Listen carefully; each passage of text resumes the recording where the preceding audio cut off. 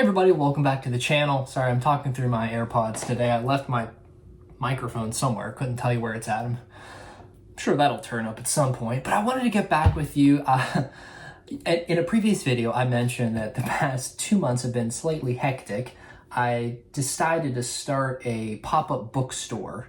And so I'm looking around my office and you can't see it, but there's just like tubs and tubs of books, which has been a fun project. You can find out a little bit more about that. I will link the YouTube channel to that bookstore in the description below. So if that's something that interests you, check it out. Let me know what you think. I'd love some comments and even suggestions. So the last 2 months have been a little crazy. This would be May and June of 2026. So I just combined both of those months together, read what I could. I listened to a number of books just because of the continuous driving around, picking up books, doing that thing as well as other work that I am regularly engaged in. So I wanted to come to you to kind of let you know what I read over the last 2 months and just give you a brief reading order of what I enjoyed. So I read physical copies. I read 4 books this past 2 months, and I listened to 3 books on audiobooks. So that's where I was. So 7 books that I interacted with in total, and I wanted to tell you the reading order that I found them. The 7th book, so my least popular book of these past 2 months, actually is John Gwynn's Shadow of the Gods. Now I know that this series, this author, this style of writing is extremely popular. Maybe the 2nd and 3rd book in this Bloodsworn trilogy picks up. I just found it extremely slow. I didn't really find the characters that engaging. The storylines I just thought it just dragged. And so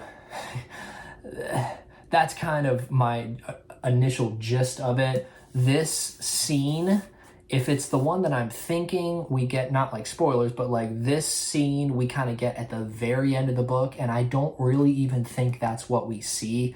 So I kind of felt like the cover was maybe slightly misleading because that is an epic cover.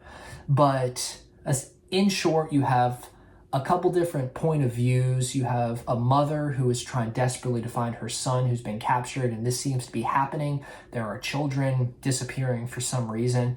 You have the other 2 main point of view. You have a female warrior who has sort of given up her life of ease and almost semi-royalty to be part of this warring band that travels around. And this is really Viking era, so you've got different warring parties. So she is sort of your out to find adventure, out to prove herself, live on her own merit. And then finally you have a man who is an escaped slave, essentially, and he joins and is welcomed into the mythic, by mythic I mean, yeah, this like legendary troop of warriors called the Bloodsworn. And so those 3 storylines are seemingly going on throughout the whole book. There isn't much connection at all. And so those paths will certainly connect towards the end. At the very end, we get a little bit of connection, but all in all, I thought it was slow. I didn't find it particularly engaging. So that's why this is my least favorite book. The 7th book this past month was Shadow of the Gods by John Gwynn. The 6th ranking book that I read was one that I wasn't expecting to read. Again, with this bookstore thing that I have, this book came across, and it's Mr. Penumbra's 24-hour bookstore. So I was like, what is going on here? Not at all what I expected when I picked up this book. I thought it was going to be kind of like a cozy mystery / cozy fiction book of this, just kind of general bookstore.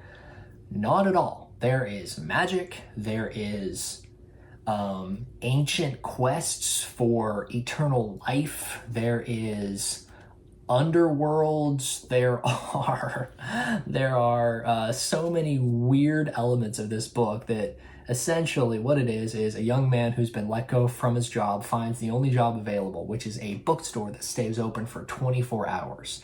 However, the rules are you're not allowed to look at any of the books. You're only allowed to go through and find a book that a patron comes in and checks out. I don't really even pay for anything. If someone does come in to buy something, you can let them purchase it, but you are not allowed to go rifling through the shelves. It's like, what in the world? And another weird request is that anyone who does come in who is a patron, Mr. Penumbra, the owner, tells him that I need you to take copious notes about everything that you can notice about them. So he does for a while until he loses his patience, begins to explore, and that's when the whole plot takes off. I enjoyed this more than I did. I believe I gave this a 3 out of 5. It was a fine book. I thought it did what it needed to do, and it was at some points very enjoyable, some points weird. But the 6th book that I read, Mr. Penumbra's 24-Hour Bookstore. The 5th one that I listened to this past month, 5 and 4 are book 1 and book 2 of a very popular current series, kind of cozy fantasy, kind of broader fantasy into the 2nd book, but definitely a cozy feel. And it is Hannah Nicole Mayer's Assistant to the Villain series. So my 5th book that I read was my 5th ranked was Assistant to the Villain, book 1. My 4th ranked was Apprentice to the Villain, book 2 in the series. So 5 and 4. Pretty much what this is, you have a girl. Let me give you the broader plot. You have a fairy tale take on The Office with Steve Carell, with John Krasinski. And so you have this like villain, and his manor is run by different apprentices, different people, different HR, different jobs. And it's literally like it's a functioning office. The only difference is that the king seems to be trying to track them down and murder them all. And he, the villain, is randomly dragging dead bodies through the foyer. So that's sort of the main play. The main character is Evie, and she literally runs into the villain in the forest, and he offers her a job after he talks to her for a little bit. He's sort of escaping the king's henchmen at that point, kind of like a Robin Hood kind of a feel. He offers her a job as his assistant. Their relationship begins to grow. You begin to learn more about who this villain is, why he and the king hate each other, and the lines between good and evil blur pretty continuously. It is like a slow burn romance. It's very, very, very, very slow burn. In fact, after finishing listening to book 2, The Apprentice to the Villain, they're still really no further along than they were pretty much chapter 1 of the first book. So if you're going to this thinking this is going to be a fast developing relationship between the two main characters, you are wrong. It's a fun book. Book 2 does a lot better job, I think, of actually broadening the scope of the world. You have more magic developed, you have more characters introduced.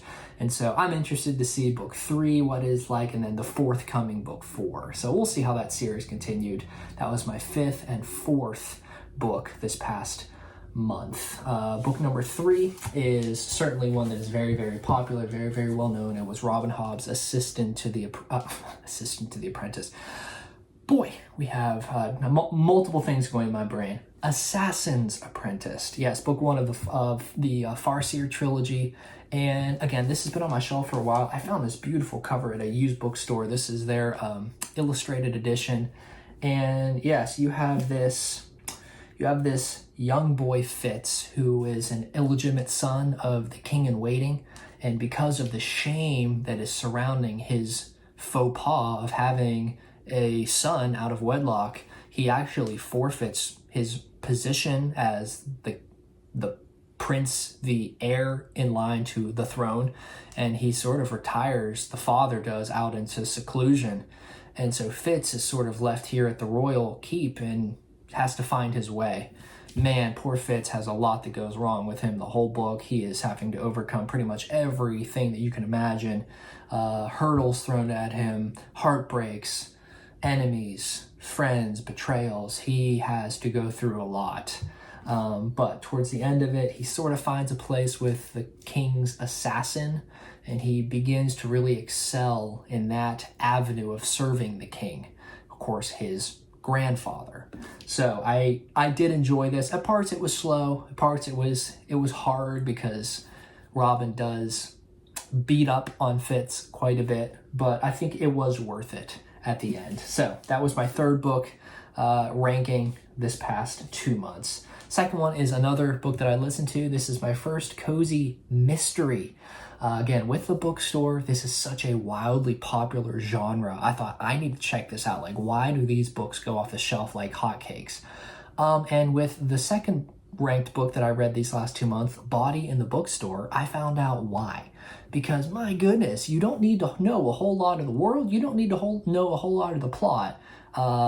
In this book, the main character, she is a college dropout, and she did when her best friend is murdered because they were in a criminal justice program and their professor assigned them an unsolved case, a cold case.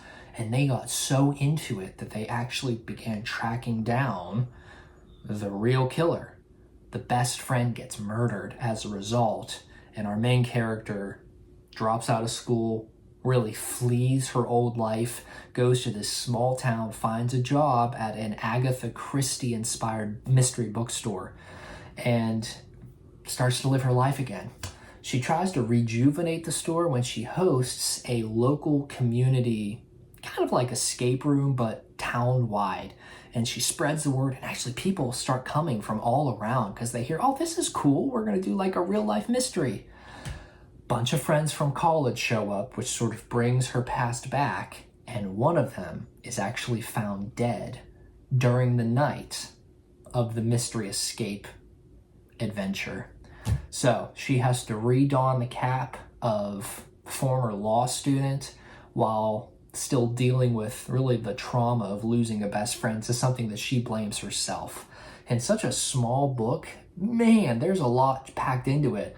I really enjoyed it. I gave it 4 out of 5 stars and really am looking forward to continuing the Body in the Bookstore series. That was my second book. And the top book that I read this past 2 months was actually one I wasn't expecting to like as much as I did, and that is Tolkien's The Fellowship of the Ring. Of course, I've watched the films. I've read The Hobbit back in grade school.